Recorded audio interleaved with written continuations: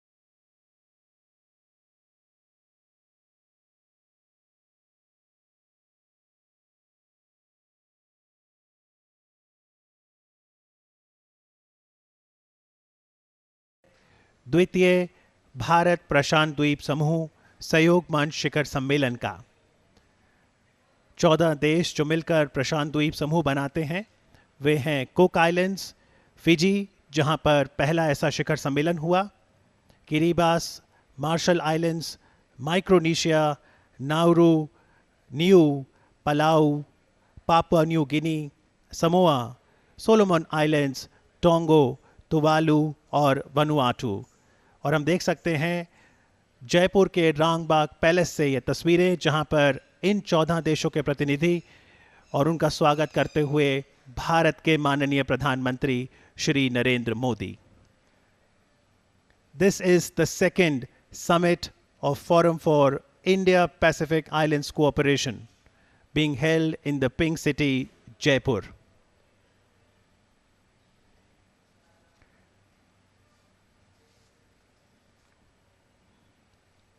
पिछले साल नवंबर 2014 में माननीय प्रधानमंत्री श्री नरेंद्र मोदी की द्विपक्षीय यात्रा के दौरान फिजी की राजधानी सुबह में पहली फिपिक समिट का आयोजन हुआ था उस समय सदस्य के रूप में भारत तथा प्रशांत द्वीप समूह के 14 देशों के साथ फिपिक का गठन हुआ और अब भारत मेजबानी करते हुए दूसरे फिपिक सम्मेलन का।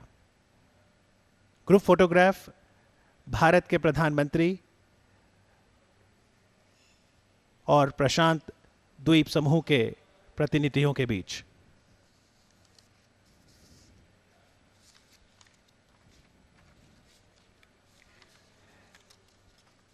The second FIPIC summit is a mega summit. Since the non-aligned summit of 1983, this is the largest multilateral summit level engagement being hosted by India, as we see all the leaders there waving their hands to the media and the people. 3 of the Pacific Island countries, namely Marshall Islands, Palau and Nauru, are being represented by their presidents. Micronesia by its vice president.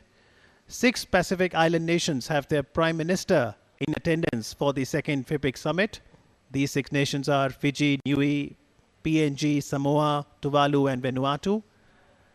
One nation, Solomon Islands, is represented by its deputy prime minister. And as we see, all these leaders now are heading towards Suvarn Mahal, or the Golden Palace, where the summit will begin in a short while from now. Jaipur is a historical city, the capital of Rajasthan. Everything here is a reminder of the royal past. And as the leaders walk through the Ram Bagh Palace, one can see the decorations, the architecture, the elegance and charm of this traditional architecture that blends very beautifully with the contemporary amenities. The Prime Minister, Shri Narendra Modi, had set the ball rolling for reinforcing ties with the Pacific Island nations when in November last year he had announced important measures like visa on arrival for their nationals, special adaptation fund for technical assistance, and more importantly, the capacity building for countering global warming. And this second summit will take those discussions forward. The leaders are now in the Suvarn Mahal.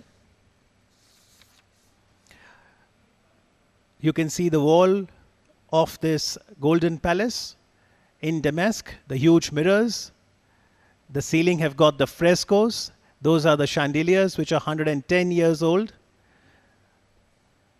So the historic royal feeling that one gets the moment you land in Rajasthan can be experienced and felt in the Suvarn Mahal. In the corner you see the marble lamp.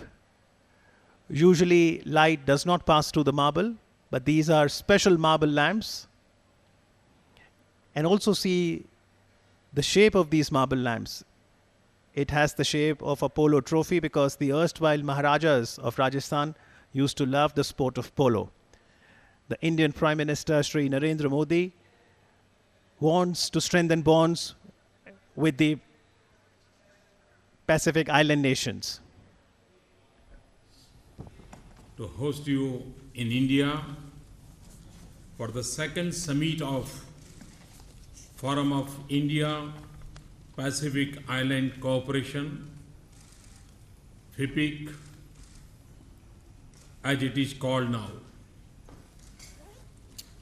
I'm deeply grateful to you for coming to India. I'm aware that the journey is not short and you have busy schedules, but I also know that familiarity shrinks distances. I was pleased to join our President in greeting you in Delhi yesterday. I hope you have enjoyed Delhi, Agra and Jaipur, and that our team let you shop a bit. I hope you like your visit to Taj Mahal. If you are visiting India, for the first time, I'm sure you are struck by the size, the culture, the diversity, and the sea of people. Like we are wonderstruck at the thought of a nation living as a small community in harmony with nature on a beautiful island. It is this diversity that makes our planet so special. I especially welcome you in this historic city of Jaipur. The Pink City is known for the pink sandstones of its famous palaces. It is a city of heroism and valor, of art and heritage, and above all, a strong tradition of hospitality.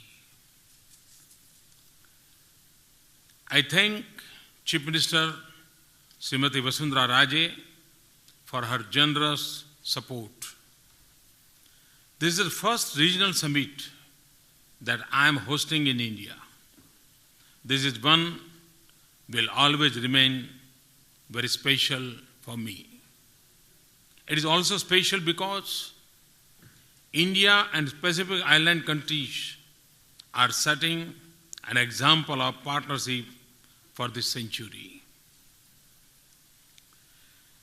It is a partnership forged by shared aspirations and challenges. It is shared by the belief that all nations, small and large, have equal stakes in this world. We also recognize that a globalized world has deepened interdependence and changed our perception of geography. In particular, the center of gravity of global opportunities and challenges are shifting to the Pacific and Indian Ocean region. The fortunes of nations in and around the two oceans are interlinked. For this region, the tides that bear hopes and bring challenges to the shores in and the Pacific Island are the same. That is why some call the region the Indo-Pacific region. But that is not all that brings us together. Small island states may add up to small land area and even smaller population, but they are as important for us as any other nation.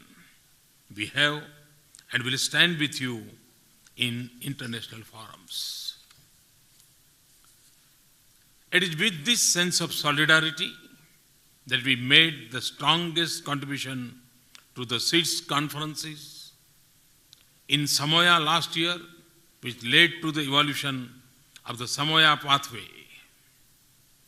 We also supported the interests of SEEDS on capacity building in the latest outcome document on the post-2015 development agenda.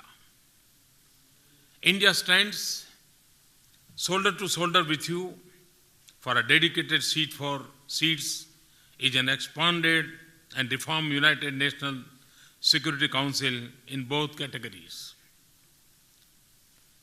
India will support the realization of your vision of Pacific regionalism.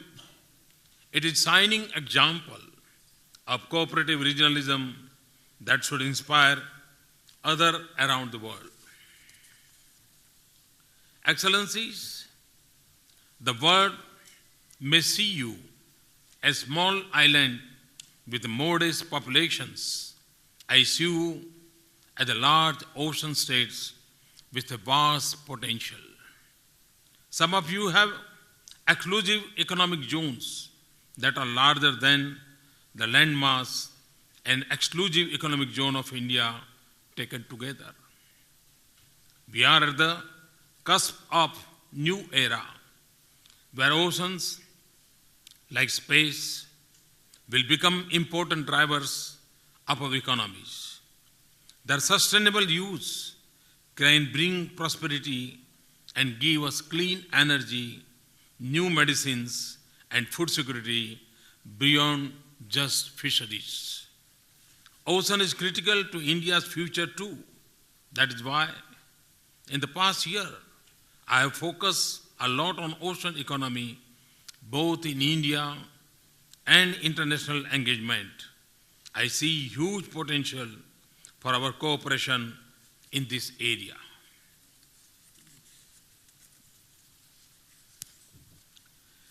India was pleased to stand with you in ensuring that sustainable use of oceans and marine resources constitute a distinct element in the Sustainable Development Goals in the United Nations that were finalized recently. Our global challenges are similar. Climate change is an existential threat to the Pacific Islands. It is also taking a toll on the teeming millions on India's shoreline of 7,500 kilometers and its nearly 1,300 islands. We both seek a concrete and effective outcome on climate change at COP21 in Paris late this year. We work together for a separate goal on climate change in the substantial development goals and in a manner that addresses the interests of development countries. We must also build a closer partnership in pursuit of our shared aims in the WTO, for example, on fisheries. The United Nations is at a historic milestone of its 70th anniversary. I have written to all member states on charting the course for the United Nations for the years ahead. 7 decades after the United Nations was created, the world is a different place. We have 4 times as many nations. We have new challenges like climate change. We have new frontiers like space and ocean. We live in a globalized world with a transformed economy in a digital age. The United Nations must keep pace with the changing world. We must press for reform in the United Nations Security Council to ensure its relevance and effectiveness in the 21st century. We seek your support for the text of the President of the General Assembly as a basis for reforming the Security Council. Your voice of support for India's permanent membership of the Security Council will give the United Nations the global character and balance that mirrors our age. Excellencies, just as PIPIC should become our springboard for a stronger global partnership, we can also enrich each other through our bilateral regional cooperation. During the last summit, India announced a number of new initiatives with the Pacific Island countries. I am pleased that we have been able to deliver on many of our commitments. These include increasing India's granting aid to Pacific Island countries from 125,000 to 200,000 US dollars, e-tourist visas, deputation of Indian experts in the area of choir industry, and a special training program for diplomats of the Pacific Island countries. Trade, more than aid, is the enabler for development. I am pleased to announce the establishment of the PIPIC Trade Office in the Federation of Indian Chamber of Commerce and Industry in New Delhi. This is just the first step towards promoting trade and investment opportunities between India and Pacific Island countries. Excellencies, people of Indian origin in many of your countries provide a special human link between us. Excellencies, I eagerly look forward to hearing your views. I will also share my thoughts on our future initiatives take this wonderful partnership forward. I want to say a special word of thanks for your support for the record-breaking adoption of International Day of Yoga by the United Nations and for making the first International Day of Yoga a grand success in your countries. In conclusion, I wish to say that the world is more magnificent for the rich gems of island states, and life on these islands is a beautiful proof of God's will and human spirit. We will work together to sustain and nurture some of nature's most precious gifts and some of this world's most wonderful people. Thank you.